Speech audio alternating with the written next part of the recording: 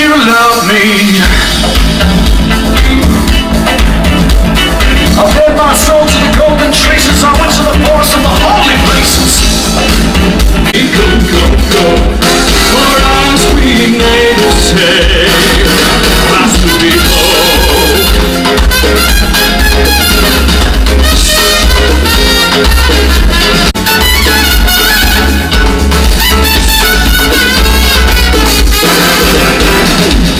show me how we hold Milano. Lovers hold each other oh so.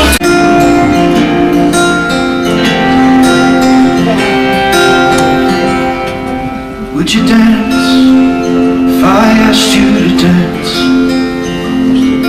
Would you run and never look back?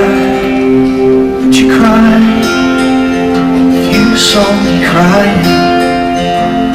Or would you save my soul tonight?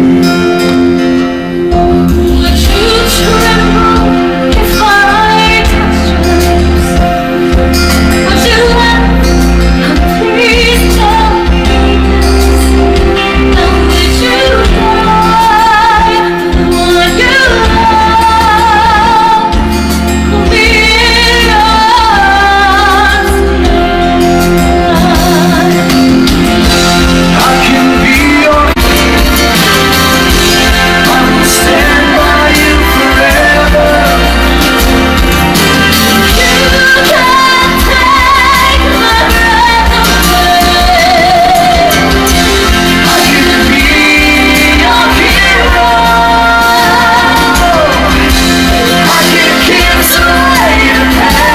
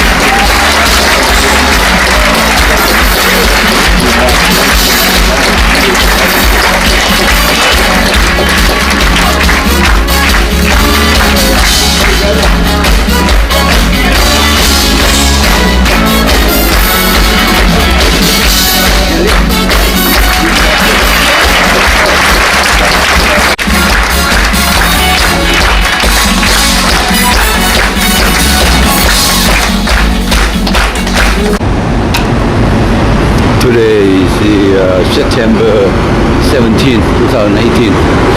We enter Ghana territory and Nova Scotia. Here's Ghana here.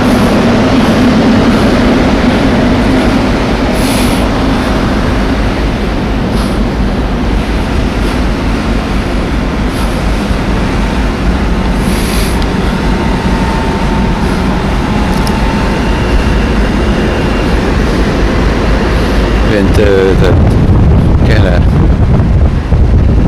Toya.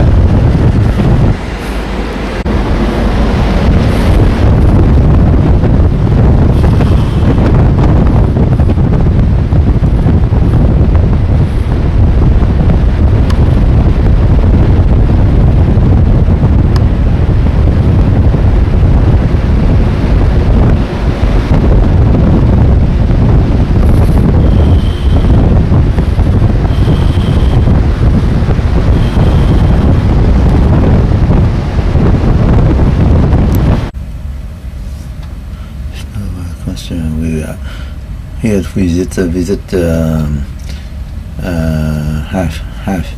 Halifax, Nova Scotia, Canada. Hay quá. Điều kia nó tới sâu ta, ủng hộ lên America luôn.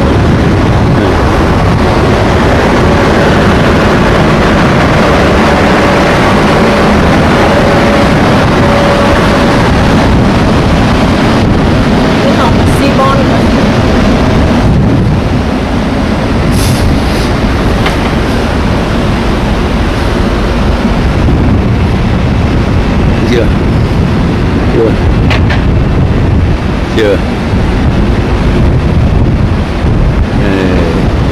Halifax, Canada. Nova Scotia. Scotia, Nova là nước.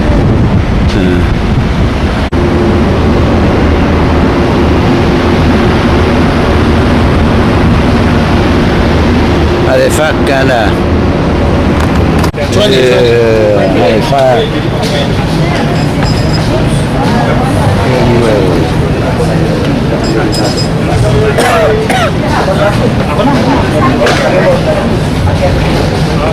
Escort only medical, only the medical.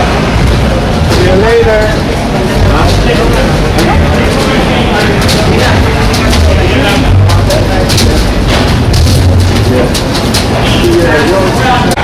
This one might have been here 2013. Halifax.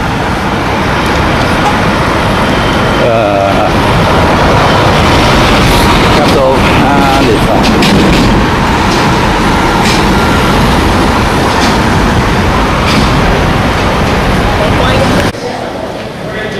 Cũng không quay thay gì đi ngang thôi.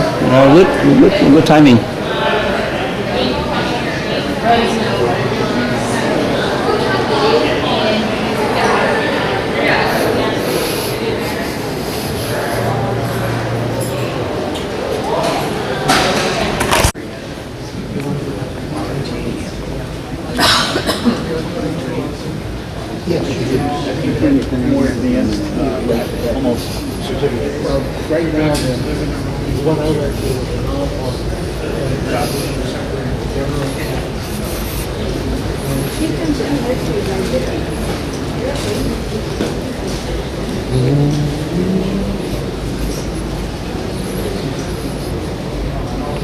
Đường Mix Direct cái này phải của cái còn là cái gì đó tại tôi biết không.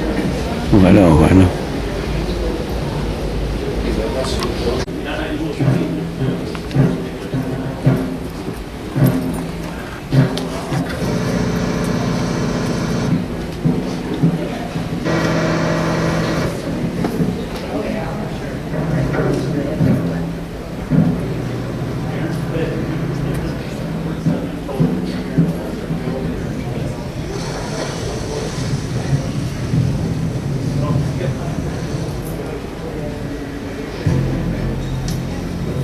The fortress of Louisbourg, located on the rugged shore of Cape Breton Island, was renowned for its architecture and imposing fortifications.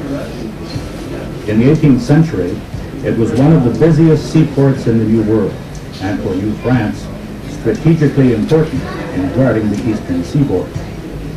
However, Louisbourg fell, largely because of inadequate naval support. This was most evident during the 1758 siege. The 10 ships of the Navy squadron stationed there were destroyed or captured, except for one that managed to flee to safety. Through the cooperative efforts of the Canadian Park Service of Environment Canada, along with Transport Canada and concerned persons from the diving public, one of these ships now provides visiting divers with a rare opportunity to see another fascinating side of 18th century Louisbourg.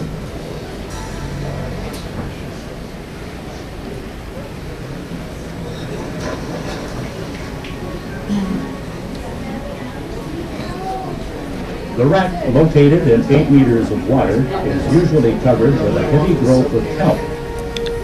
Although tides and currents are virtually non-existent, the warm waters of summer bring a heavy underwater gloom. Thus, the cooler 6 degrees Celsius temperature of early spring or late fall offers the best visibility.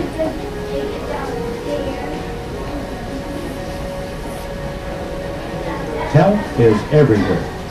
Its roots, spreading out in all directions, are firmly attached to the many fragile remains. Each year, prior to the start of the diving season, the kelp is carefully removed using pruning shears.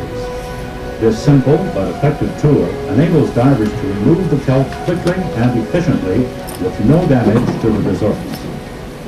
Other methods of removing kelp, such as pulling up the plants or cutting them with a knife, can cause serious, irreversible damage to the underlying remains. This is particularly true of cannons, where large sections of surface corrosion are easily displaced.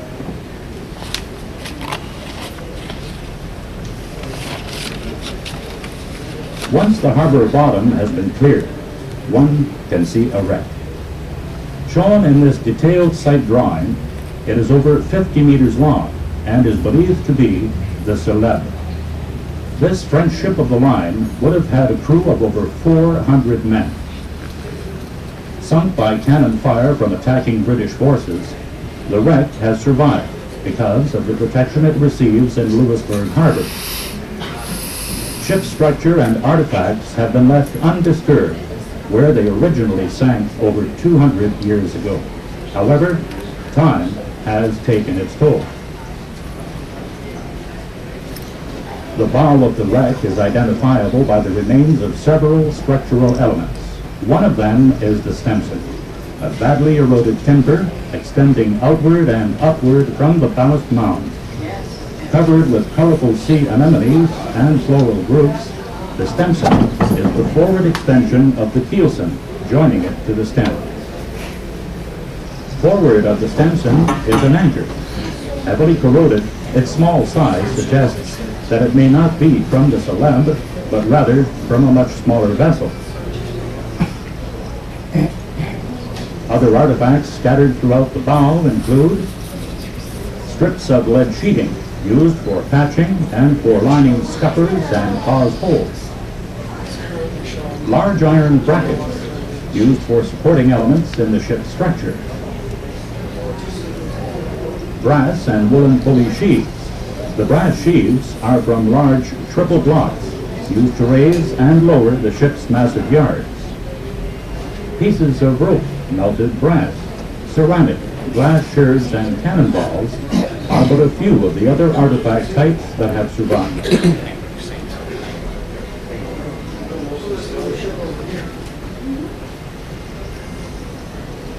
Between the bow and midship are large concentrations of brick, most of which are found next to several large cannons.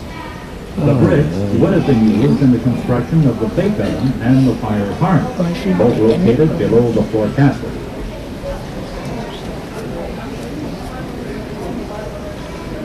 The most conspicuous of artifacts on the wreck site are the 33 complete cannons.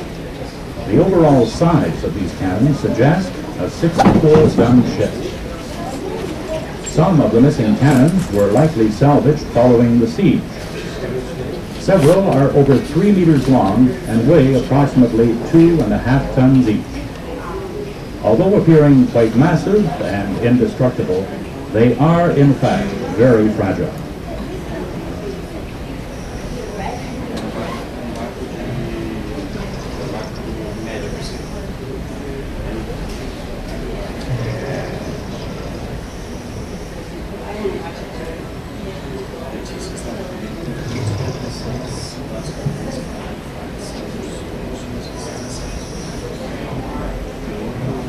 The remains of the main mast and the surrounding structure represent one of the more prominent features.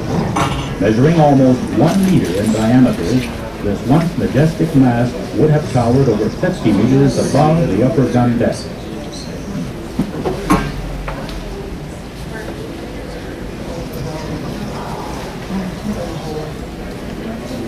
Forward of the main mast, as shown in this detailed drawing of the area, is the now empty shot locker. Its 2 compartments are outlined by the remains of wooden partitions. Captain Marolles of the Célèbre had said that he had fired 3,500 shots, a number which could explain the empty locker. Surrounding the mast is the wooden frame of the pump well.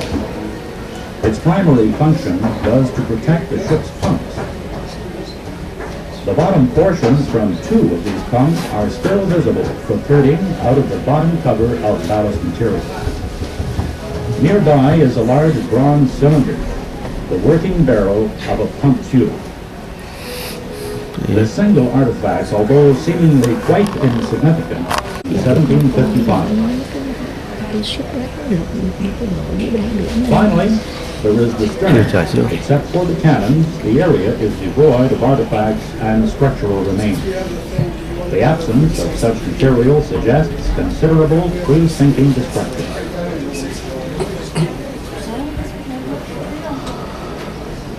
The wreck of the Célèbre is a rare example of Canada's marine heritage.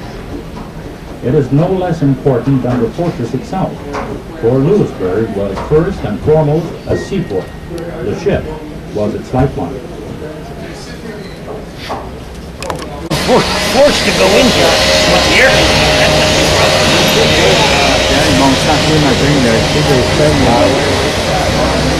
gì đâu Giờ đi qua cái đôn mà cái đôn cái chỗ này bên đây nữa. đâu có phim đâu, phim sạc gì đâu. Ở trong ở cái đôn, si đôn á. Ok, có chỗ này nhiều cái hay Si đôn nè.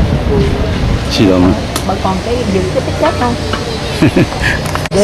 ghê quá. Đây là si đôn đây nè. Nãy em thấy cái anh chỉ cái Island không? Island mà gọi là cái gì đó, nó là xếp ra Một giò. ở thế giới đi.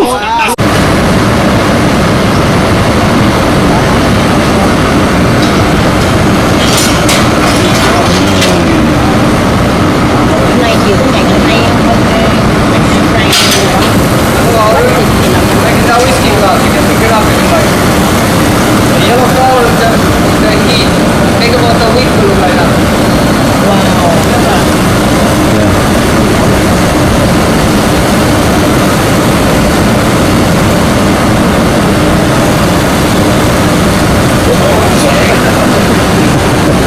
I like it.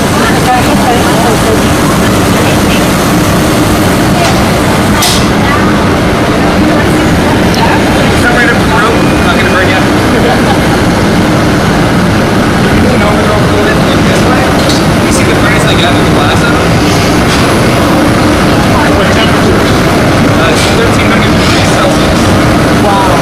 Oh, yeah. Quick pizza.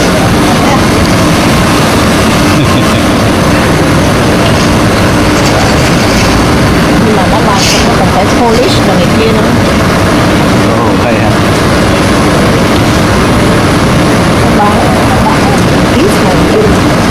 Nhiều cái nó làm gì sao thì đặc biệt thôi nha. Ồ, bên nước hả? Lấy để nó nguội lại.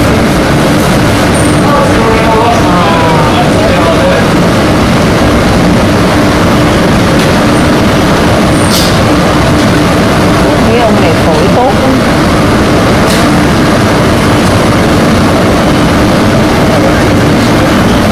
Trời ơi.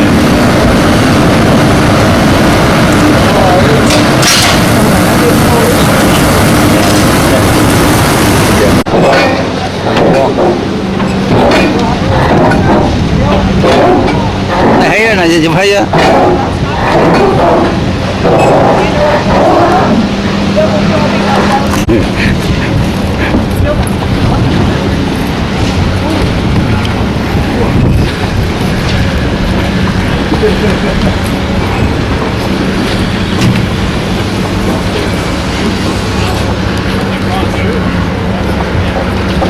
Đây này, đây.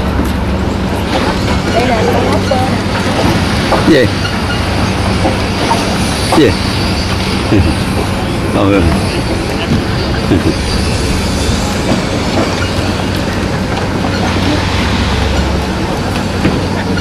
Lighthouse trên đó đó. Hồi sáng mình đi vô đó phải không? Có chụp một cọc ngay đây rồi nè.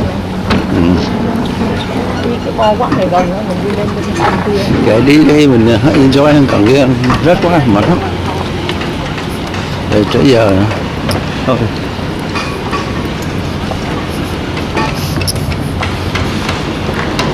Tại có 20, anh kêu nó gì vậy? Anh kêu trả trước, nó kêu ra trước thì rẻ hơn, anh coi trả trước 20, còn 9 đồng trả đây mà nó thôi, nhưng mà trả trước có 20. 20 đồng US. Đây là Canadian. 20 US. Chắc US là không nghĩ gì. Không biết, chắc là US. Ở chỗ này hay chứ.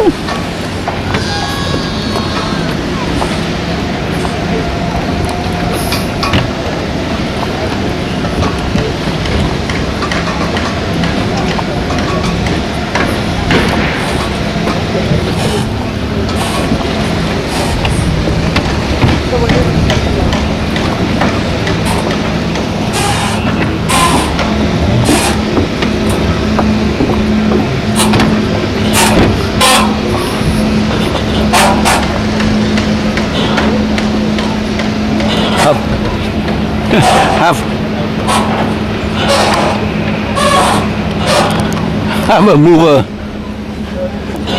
Giống như xe trên đấy. Cái này cũng hay lắm. Ở đâu nó có cái gì mà ngày nào ở đây October Harvest Moon Festival ở Halifax 17, bữa nay 17 đúng không? Harvest Moon Festival. Harvest Moon Festival nè. Moon Festival là có moon cake á. Bữa nay nhưng mà A great movie, so feel free to lean back a little bit and enjoy the show. An important part of any show is the sound. If I could get you to please take your wireless headsets in your hands. Now they should all already be turned on for you. However, if you can read the Sennheiser logo, you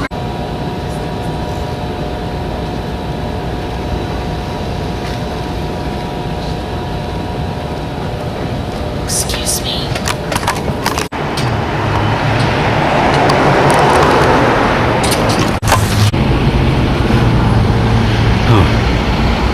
đây nè, Old Town Clock là cái đó, cái clock đó mà giờ ấy rồi.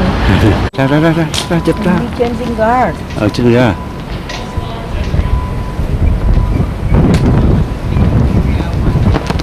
Quay đi. Không là không.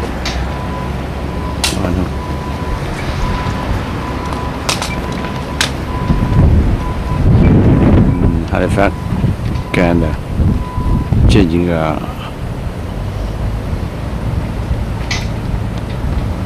Okay, hết rồi. I can go relieving for a moment, Corporal, if you need it. Ok.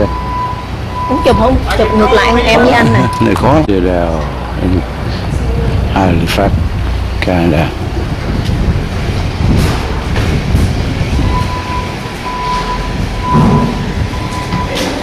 Can you come in? What is this used to be in the past?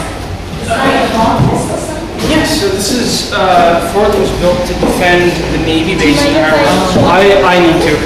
That's sort of a more recent thing is. Oh, is it? Being in arms. Oh, okay. Yeah. Oh. Donc ici, ça c'est le fusil qui était utilisé par le 78e Highlanders à notre époque. Cette arme représente un gros changement dans le pays.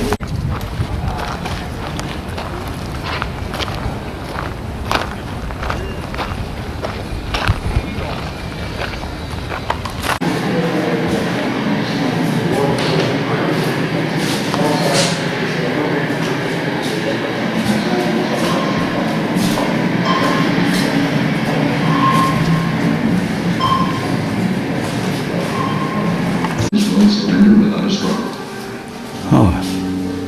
So what do? We build a new kind. First,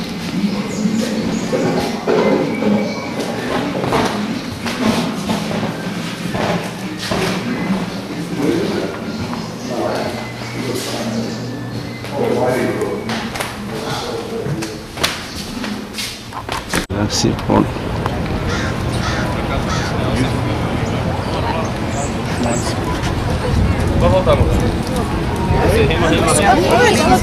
That's really good, yeah. Oh, good.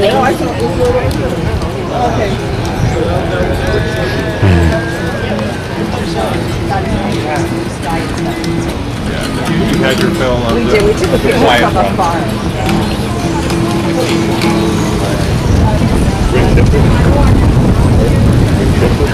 I won't.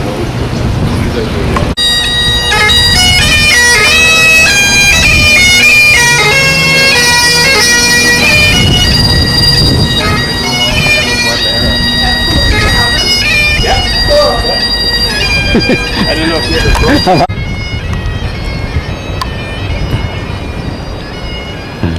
Tụi này dân thì nó relax. Cười. Chưa thấy bây giờ có cái cảnh này. Đây.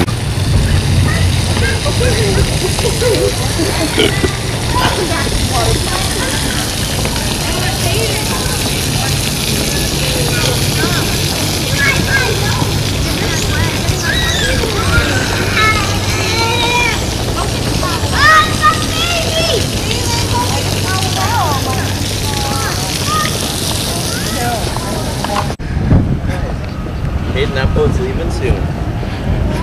Yeah, it's gonna be leaving soon.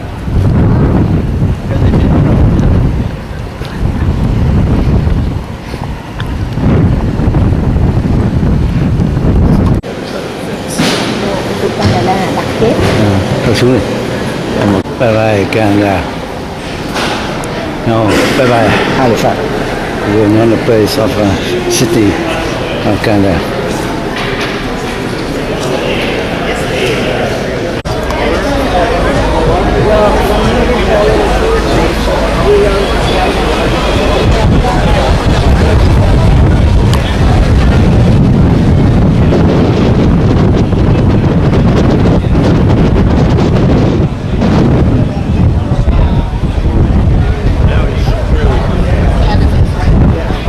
Leaving the park Halifax right now.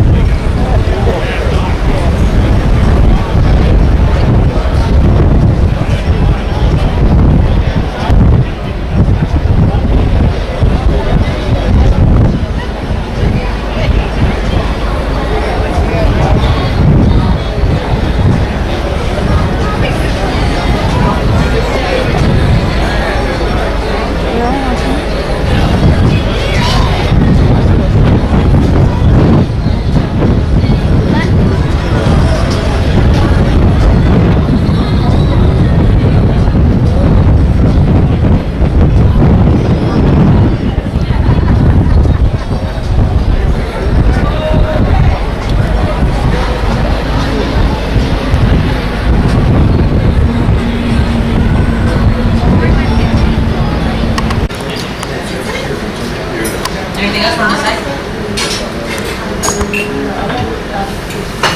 Fish. How many you want? Does anybody want to sell their lab space?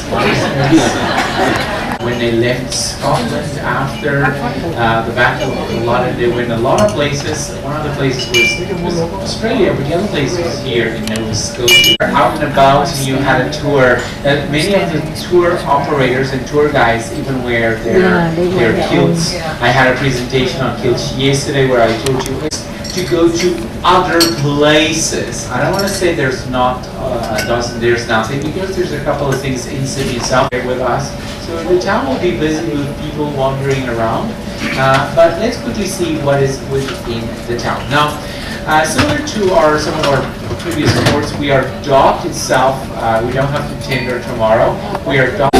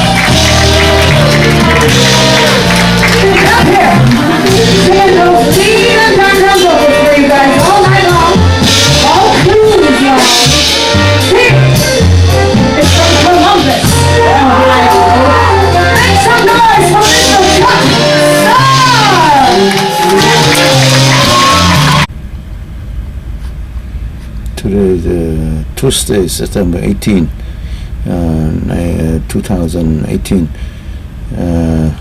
The ship will dock at Sydney, Nova Scotia. So we leave the ship at 9 a.m. and return at 4:38 p.m. Today is September 18, 2018. So the ship approaching the port of Sydney, Canada.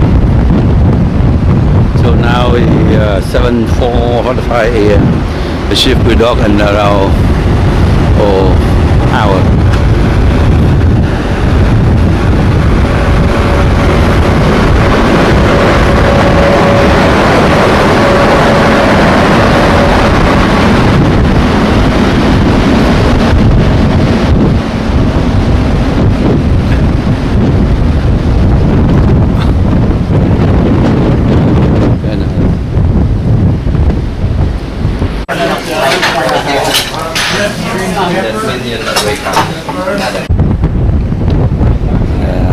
Sydney kind of.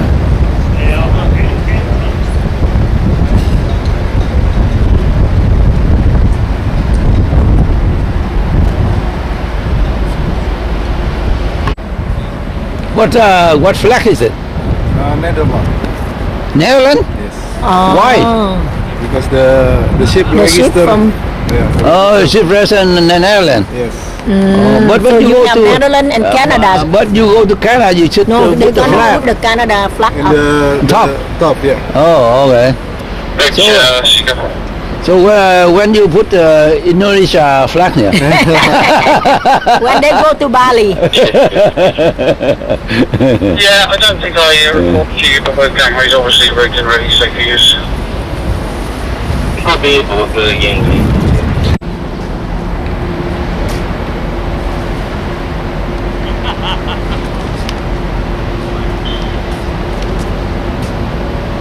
Sydney, Canada, Nova Scotia.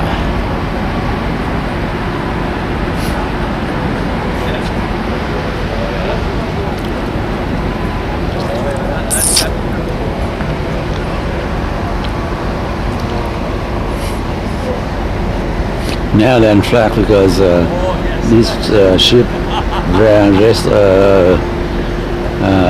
in Netherlands.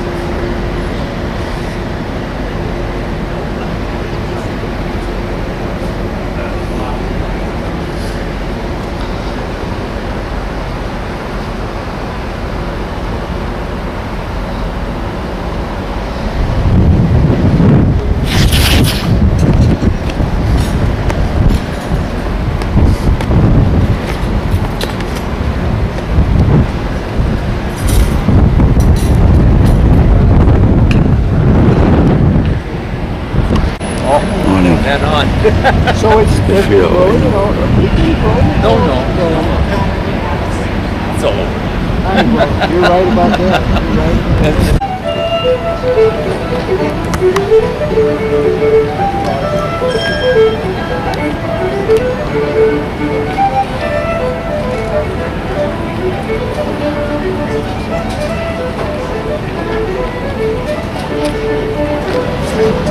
Where's Irina gone?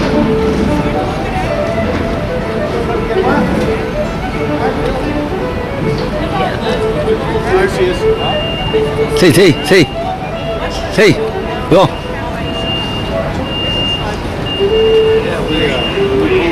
This morning was sunny and beautiful. Ngày nay từ cái hướng đó là dành cho mấy người đi cruise bơi.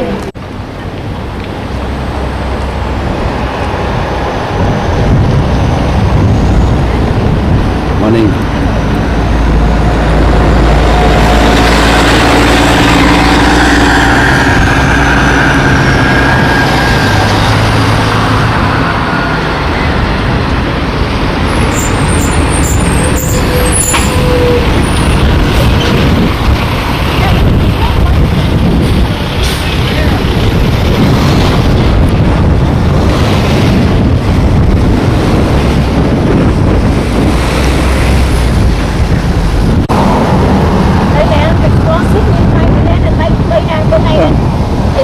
Thailand and by sea nè. The map as I okay. do it.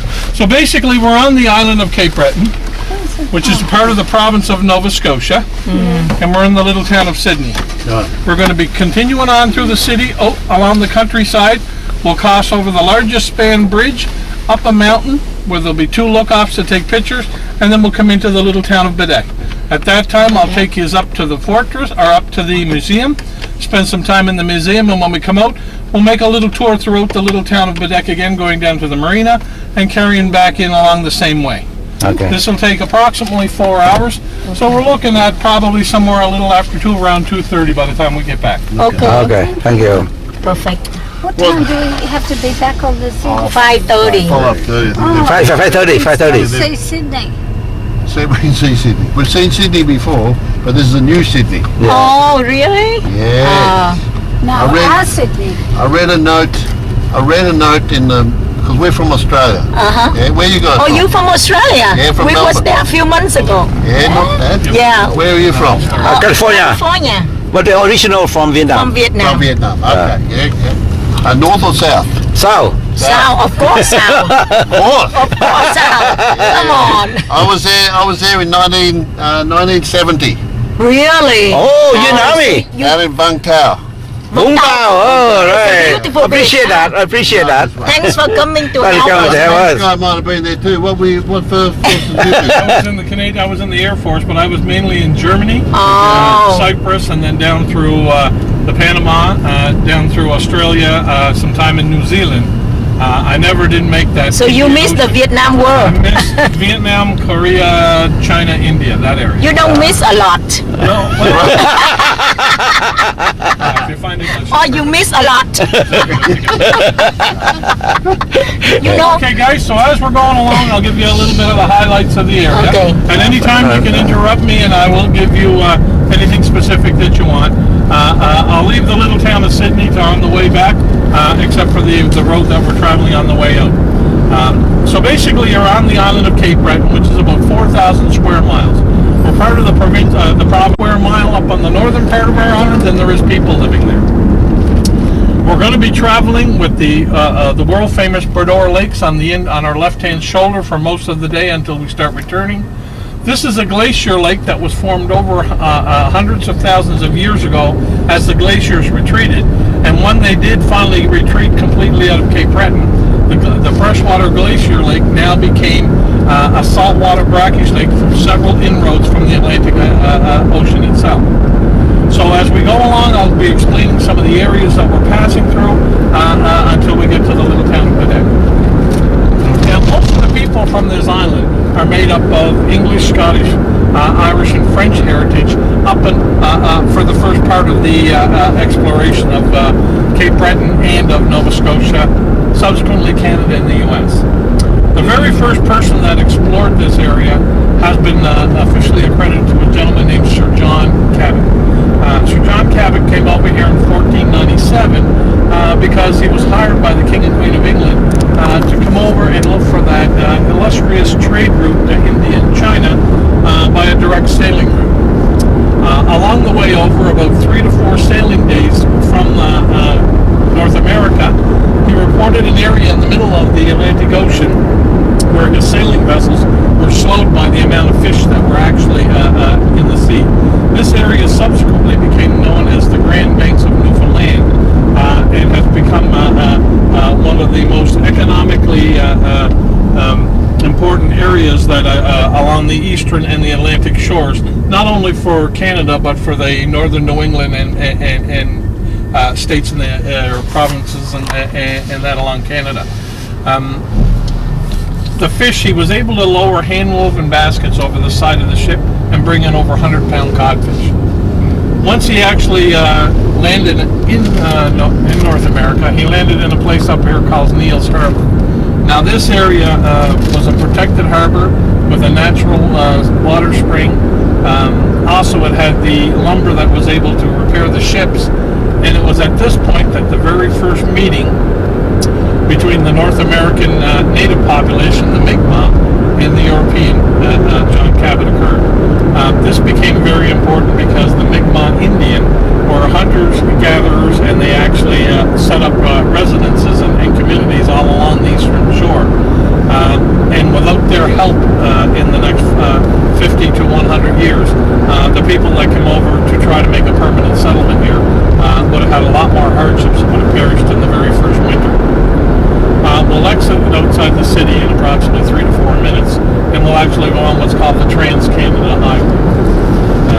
This highway stretches right across Canada, has its continental inception in Sydney, and when you get off it, you have to travel 7 days and about 10 hours a day to get to Vancouver on the other side of Canada. So it's a very extensive and long road system. So after Sir John Cabot came in and explored the area, he realized there wasn't going to be any direct sailing route to China or India. He went back and reported all of the natural resources that were here. And these included not only the fish, but it also included all of the free land that was here. And again, free because they'd be able to take it from the indigenous population, but also because of all of the wildlife. You had the moose, the deer, the bear,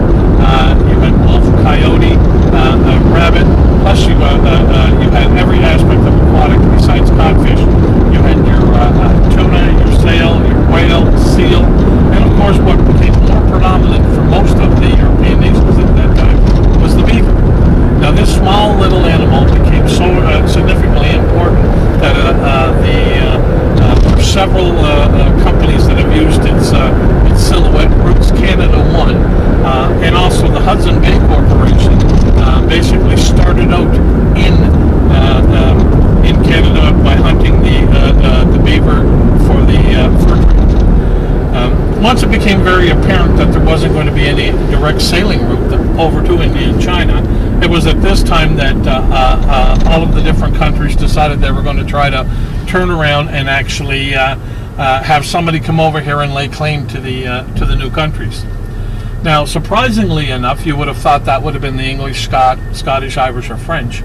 But in 1526, the Portuguese put together an expedition that actually landed in two different spots on our island, one being up here in Ingonish and the other one being down here in the St. Anne's Bay area.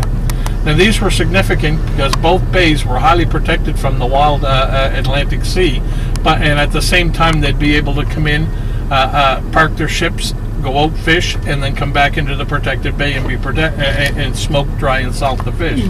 Now, this would occur all during the summer into the fall, and then by the next spring, they would be able to continue back over to Portugal and bring back what they had. Now, unfortunately, when the Portuguese came over here, they left a little too late in the growing season over here. They left in June, taking about pretty close to 8 to 12 weeks to get across here, sailing from Portugal. So by the time they got here, it was too late in the growing season. They didn't know what to harvest. They were completely ill-prepared for any type of winter that we had over here. They left a very temperate climate of about 55 or 60 degrees in the wintertime over there to come over, and they were going to lay claim to the area because, again, all of the fishing and all of the natural resources, once it was claimed, was going to go back to France. The whole problem of coming from the European nations and coming over here and laying claim without setting in a permanent settlement and following up with exploring more and actually taking control of a vast part of the area is that you're putting all of your resources into one tiny area with no support from the main country. So by 1576, they had decided they were going to try the permanent route, and they moved from the St. Anne's Bay area over to Louisbourg, being one of the most easterly points of the island, in another protected bay that had several little islands at the mouth of the harbor, and there they built the vast fortress known as the Fortress of Louisbourg. Now, this fortress encompassed about 50% of the celebrations. They speak a mixture of, it is a French type of dialect, but it's like the Cajun dialect from the southern United States. It's kind of actually becomes its only, its own country, and is now governed by itself. Importantly, British, although they seceded over to the Canadian Commonwealth, they remained and kept the island in all aspects, and then the steel was actually produced. And this was in the Dominion Steel and Coal Company in 1896, and subsequently for approximately 90 years to 100 years, produced steel that was used all over the world. By World War I, franchise that goes across Canada, Tim Hortons. Tim Hortons is worldwide famous. It's just starting to come in the northern part of the U.S. It's akin to your Starbucks and your Dunkin' Donuts, with an idea. It was founded in 1963 by two gentlemen, one being Ron Joyce, the business aspect, and the other one being Tim Hortons, the famous hockey player. In 1963, they had one store in St. Catharines, Ontario. And subsequently, over the next 30 years, 50 years, it's progressed to the point where it was sold in 1989 from Wendy's USA Corporation, then resold over to Burger King in the early 2000s, and now it belongs to a Brazilian company called Restaurant Business Incorporated. And right now there's plans to putting over 1,100 franchises in China alone. So it's a hugely popular, as you tell, coffee in the area. And it's actually got to the point that this is what they call a medium double-double. And actually the dictionary has actually recognized double-double as an actual word now in the English language, meaning a cup of coffee from Tim Hortons in Canada with 2 cream and 2 sugar. So it just shows how a franchise can actually affect even the English dictionary. So we're coming upon that Brador Lake system, and at this point it looks just like any other lake, a little bit tiny in nature. It gets extensively larger. To the left is the Brador Lakes that will lead all the way down to Quebec, about an hour west of the eastern seaboard out towards Louisbourg.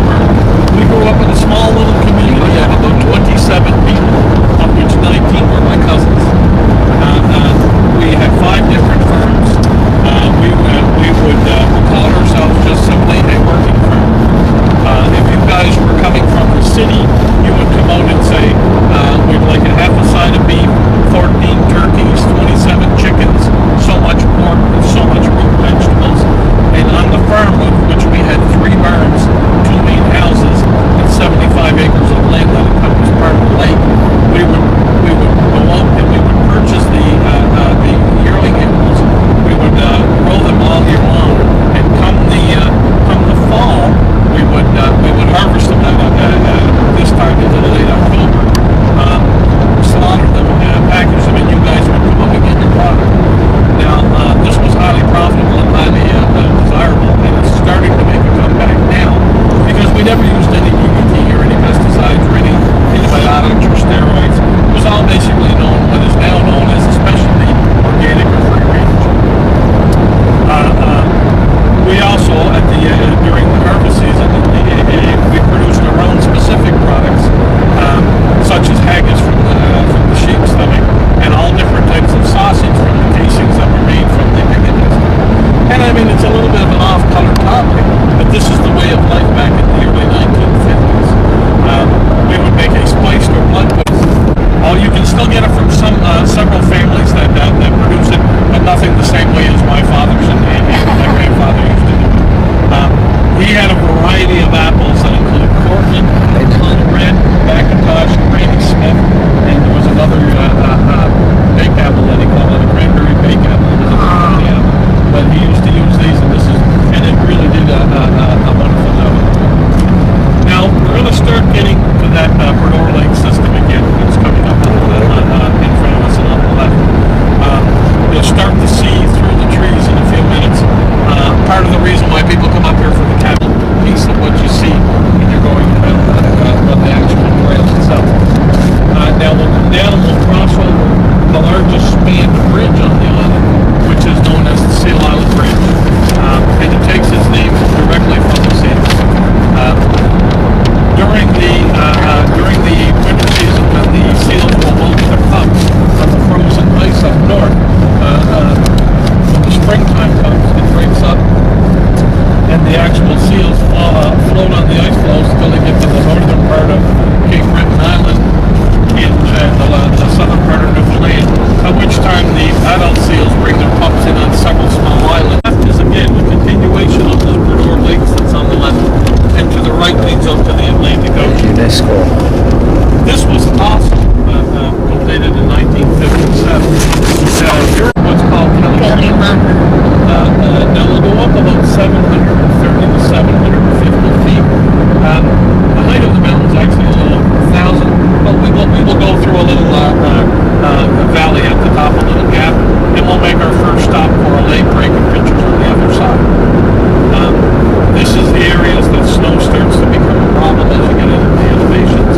And as you can see, the markers with the sticks by the markers are actually to inform the snowplow operators where the actual edge of the roads and the markers are, because you can get snowfalls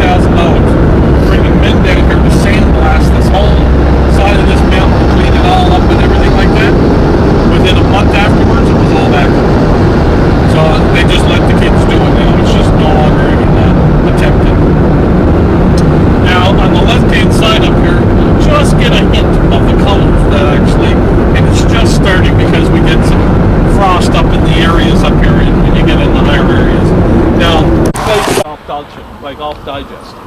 We also have the number 143 rated in the cliffs and in the lakes and in link system up here, and it's just a wonderful golfing experience. And now we actually have those golfing cruises coming because they actually have native fishing boats. They have the aquaculture rights in Nova Scotia along with the gaming rights. This is the native Mi'kmaq Indian, and they actually produce a couple of wonderful products. One is the Atlantic salmon that's farmed. You cannot, I have a hard time determining between a wild Atlantic salmon and the salmon they produce because they only grow it to a certain size. They bring it out to these tidal bays because the tide comes in and sweeps in and out. The natural fish come in and out of the tides, the food comes in and out of the tide system. So they're actually swimming against it and eating their natural food for 90%.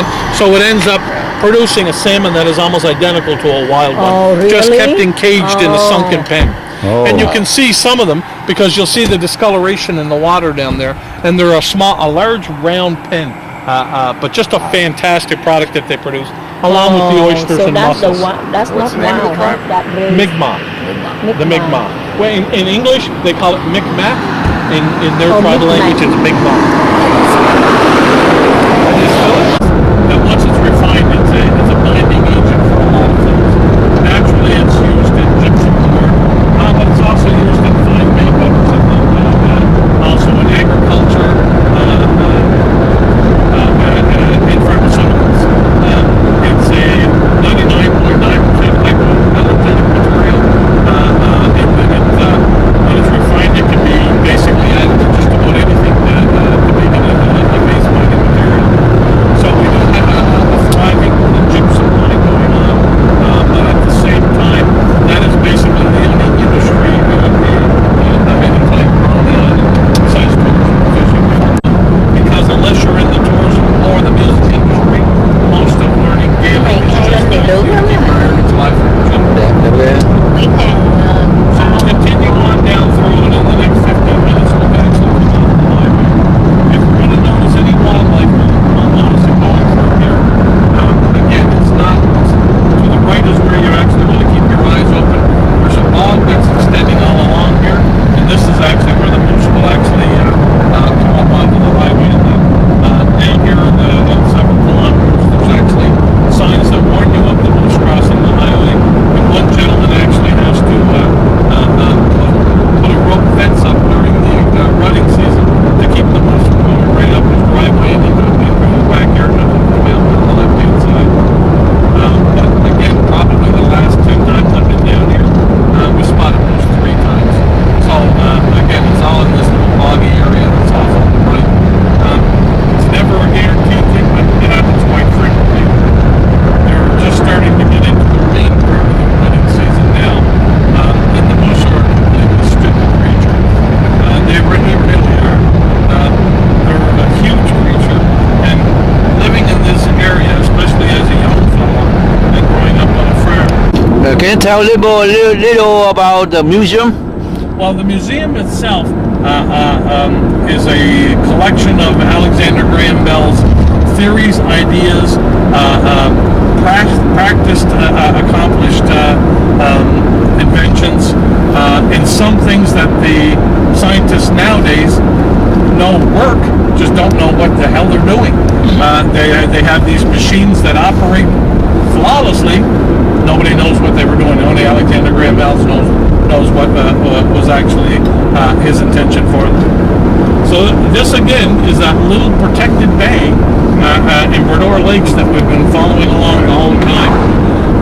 It's become highly desirable to have a piece of property down here, as you're going to see by all of the marine craft on the other side. And again, this whole lake system actually supports a very, very hardy and robust fishing community. You can get your lobster, you can get your all throughout the area. You can get salmon, pull 45, 46 pounds big striped bass into this lake. So I mean, there's everything in this lake, right down to shark, cod, haddock, halibut. Every type of aquatic creature comes down through the area. So it's become over the last 20 or 30 years, especially with the cruise ship industry that's coming through the area,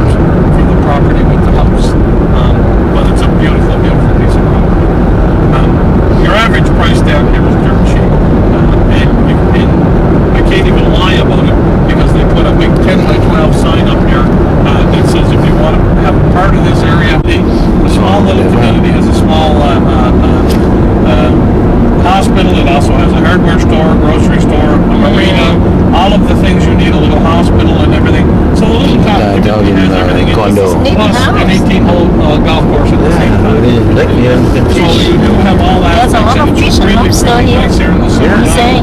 We get a microclimate effect down here because you have the mountains surrounding this lake. This lake will warm up more predominantly than the actual the ocean will. So you'll get some beautiful water temperatures here and air temperatures into the high 80s and low 90s down here in the summer. In the summer. Right to not too bad. Do you get midges? See? 59,000. Black flies? Yeah, we get a lot of them. No, try there. So this is, you get a part of this for $60,000. See? So one of those houses. I don't know the whole particulars. I'm thinking there's 2 units to each one. But you don't have to pay property tax here. Property tax inside the city where I am, Sydney. I have a home, the older home that I'm selling this year. It's a 2-story, 3-bedroom house. Okay. With a 120 by 60 lot, with a garage, patio deck, fire hydrant in front, right on a bus route. The bus stops right across. And my yearly property taxes are $800 a year. Oh, that's very cheap. The economy, and here's the golf course here, the Bell Bay. The economy up here and the cold weather keeps people away. Yeah. So you don't have those huge taxes, property taxes, municipal taxes. We tax everything else.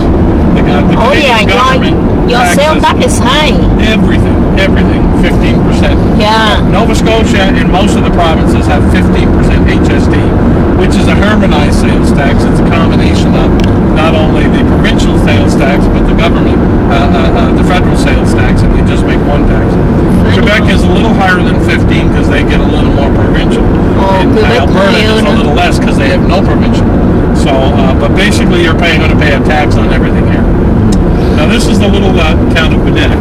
Now the museum is located up on the right-hand side. So we'll go up there and I'll let you I will actually just drive into town, grab a coffee, and I will come back up on site. And I'll be there when you guys come out. There is a small addition fee for you guys when you go in. It is a national park, so they can charge you. But it's okay at the front as you go in. And it is a nominal charge. It's not a huge, exorbitant amount. Just say to everybody that you're seniors, of which none of you are. So this is the actual entrance there. So you can leave anything you want inside the vehicle. It'll be locked at all times. Đây nè, cái lá nó đỏ nè.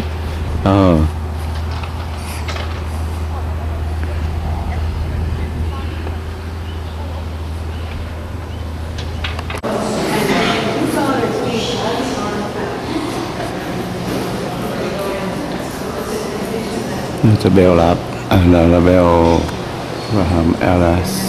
That's a bell.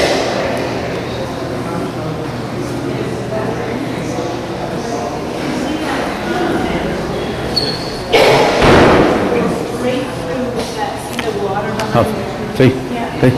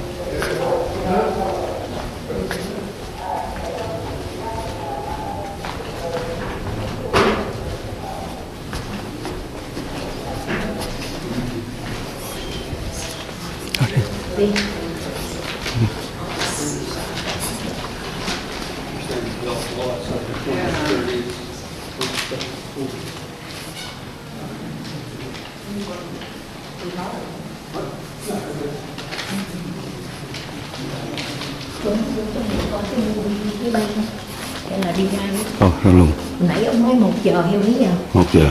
Việc tới 1 giờ rồi thôi đi ra đi.